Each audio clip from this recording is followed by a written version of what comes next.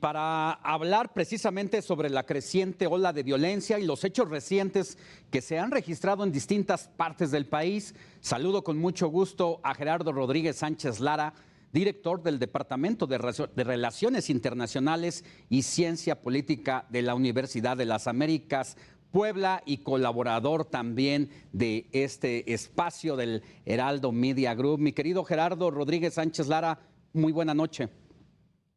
Querido Alejandro, un privilegio estar contigo. Saludos desde Puebla.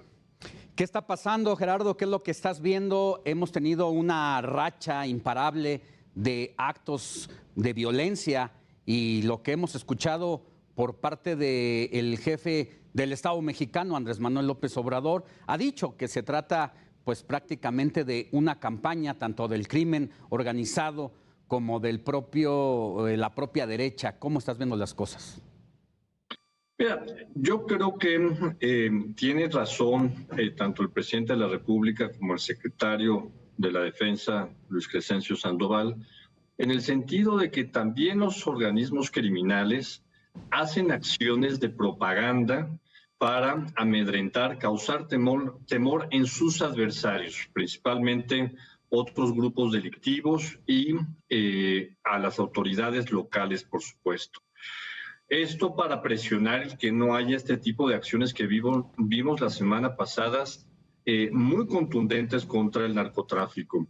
Empiezo. El 11 de agosto hubo un decomiso muy importante de fentanilo que salía de Culiacán rumbo a Tijuana, una de las ciudades que han sido incendiadas en algunos puestos. También el caso de Guanajuato, esta captura de 16 integrantes del cártel Jalisco Nueva Generación en una reunión donde supuestamente estuvo el doble R o el RR, Ricardo Ruiz, el lugarteniente más importante de este cártel que opera en Guanajuato. Los videos que hemos visto de hombres fuertemente armados, vinculados con el ejército, le dicen del Mencho, pues él es el coordinador de ese grupo armado que domina la parte este del estado de Guanajuato, frontera con Michoacán, con Jalisco.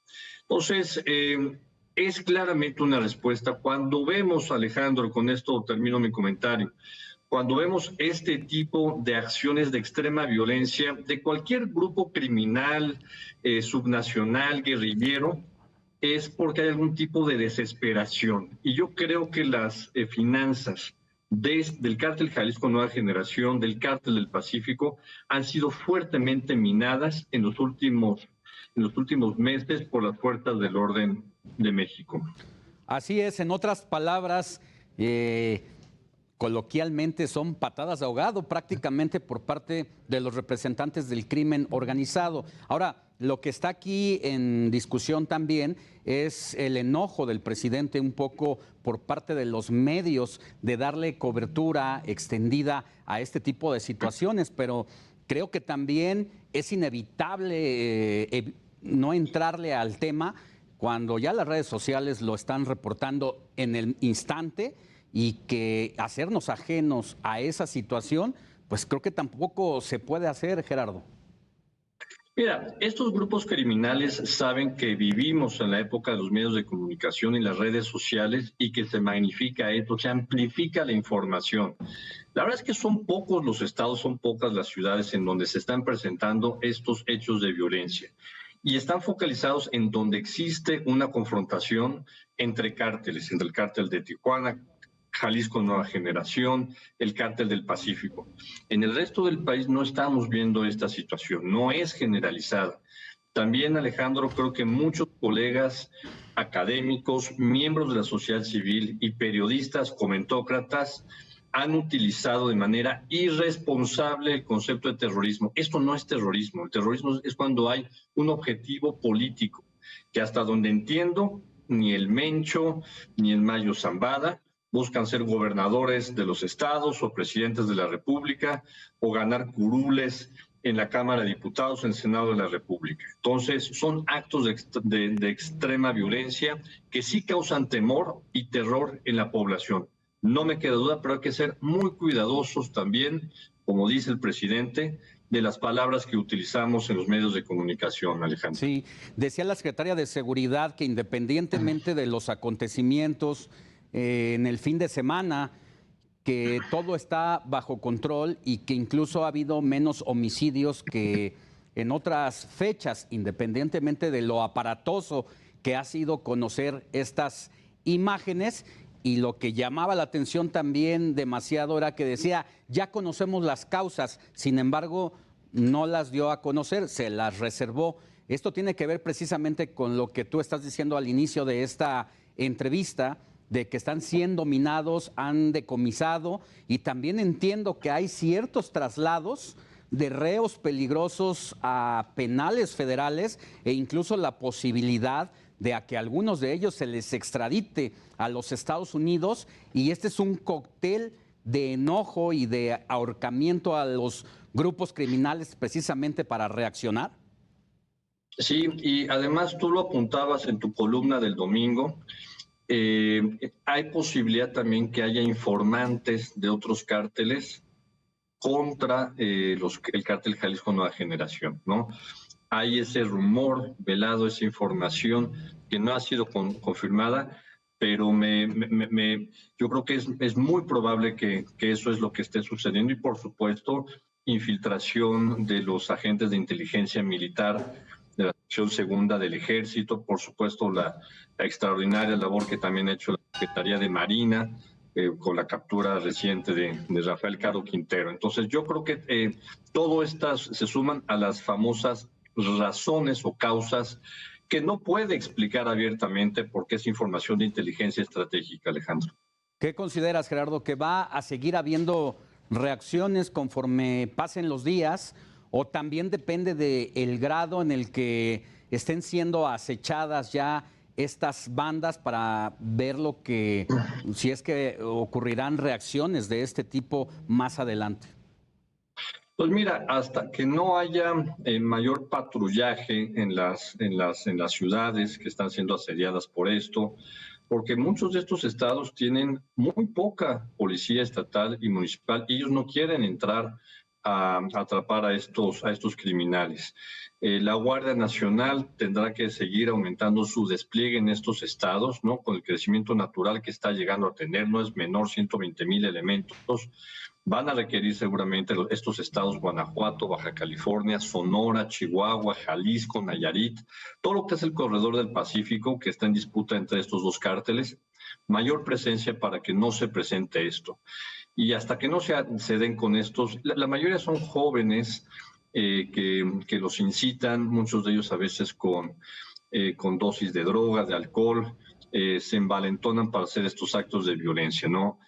Aquí se requiere también información de inteligencia local para dar con los responsables. Otro gran dato que pones ahí en la mesa, precisamente que al frente de esta batalla, ¿no?, en el tema de los narcobloqueos y del despojo de las unidades a los transeúntes, a los automovilistas, a los traileros, precisamente son chavos de 18 años que han sido cooptados de último momento por el crimen y que son el primer frente de batalla, las reservas, por llamarlo de esa manera, ¿no? Sí, nosotros al momento de analizar en la academia a estos grupos criminales hablamos de los partidarios pasivos, ¿no? O criminales pasivos, ¿no? Son esos jóvenes adolescentes que están en situaciones de mucha desigualdad, de marginación, que viven en las afueras marginadas de las ciudades y que son atraídos desde las pandillas a estos grupos criminales y se vuelven partidarios activos o criminales activos, ¿no? Y cometen ya estos atentados, estos ataques para causar temor en la población, ¿no? También para el trasiego de drogas, como mulas, etcétera. Entonces, pues sí, lamentablemente ese es el caldo de cultivo, es la fuente de reclutamiento de estas organizaciones. Y no me quiero despedir sin hacerte también la pregunta, y entendiendo todo este contexto, ¿qué te consideras que son adecuadas las declaraciones del secretario de Gobernación al decir que lo dicho por la alcaldesa de Tijuana, quien habló de una forma muy honesta, como pocas veces se le conoce a los políticos al hacer un llamado prácticamente a los criminales para que no atenten contra aquellos que ya pagan prácticamente su derecho de piso, sino que le cobren las cuentas a quienes no le han pagado, y que dice el secretario de Gobernación, es que ya estaba cansada, ya cuando lo dijo eran las 2 de la mañana, y a veces con cierto nerviosismo uno tiende a decir esas cosas. Sin embargo, más adelante, un día después, la funcionaria sostiene lo que ha dicho. Pues mira, es torpeza tras torpeza de esta política, ¿no? De no prueba su juventud y su experiencia política, ¿no?